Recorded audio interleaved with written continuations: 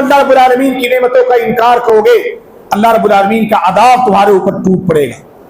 दुश्मनों को अल्लाह रब्बुल आलमीन तुम्हारे ऊपर मुसल्लत करेगा और तुम्हारी कोई पुष्पराही करने वाला तुम्हारा हुक्मरान नहीं होगा। आज यही चीज हमारे सामने है।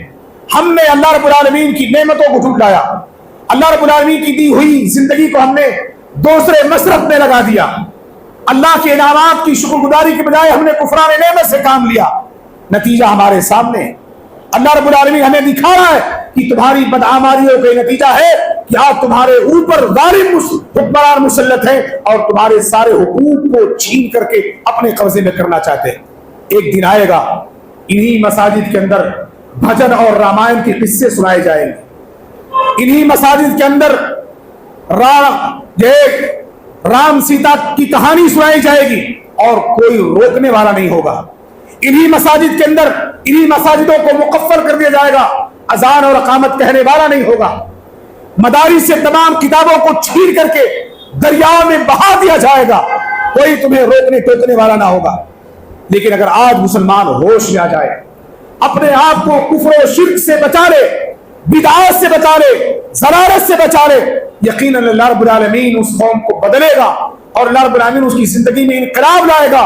इन तंसुरुल्लाह यंसुरुकुम व युसब्बित अक़दामकुम, अगर तुम अल्लाह की मदद करोगे अल्लाह तुम्हारी मदद करेगा और अल्लाह ताला तुम्हारे कदमों को जबा देगा। लेकिन अगर तुमने अल्लाह रब्बुल आलमीन के अहकामात की अदूरी की, नाफरमानी की, समझ लो कि क़यामत तुम्हारे सर पर खड़ा है। अल्लाह रब्बुल आलमीन का अदाब की शक्ल में तुम्हारे ऊपर ये वफ़ अमेंडमेंट पेश किया गया है, जिसको मानना तुम्हारी ऐन जिम्मेदारी हो गई है। अब तुम कितना भी एहतिजाज कर लो, एहतिजाजी मुजाहिरे, जलसे निकाल लो, जुलूस निकाल लो, कुछ होने वाला नहीं। सुप्रीम कोर्ट के अंदर तुम्हारी याचिकाएं पेश की जाए, कोई सुनने वाला नहीं है। वहां के जज भी बिक चुके हैं।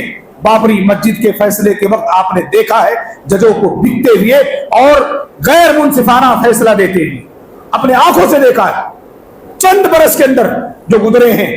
फिर आप देखेंगे कि फैसला मुसलमानों के हक में सादिर नहीं होगा जब तक कि हिंदुस्तान का 60% मुसलमान आबिद और जाहिद, मुत्तकी और ताइब तौबा करने वाला अपने गुनाहों से ना हो जाए। अल्लाह रब्बुल आलमीन ने मिसालें दी हैं। हजरत यूनुस अलैहिस्सलाम को जब अल्लाह रब्बुल आलमीन ने उनकी गैर इजाजत पर वो जब शहर छोड़ करके चले गए और अल्लाह रब्बुल आलमीन के हुक्म से उन्हें मछली ने निगल दिया, उनकी कौम ने यूनुस अलैहिस्सलाम की बद्दुआ का असर अपने अंदर देखा। पूरी कौम निकल कर रब्बुल आलमीन से दस्त बदुआ हुई, अल्लाह रब्बुल आलमीन से दुआ करने लगी। अल्लाह रब्बुल आलमीन ने आने वाले अजाब को टाल दिया।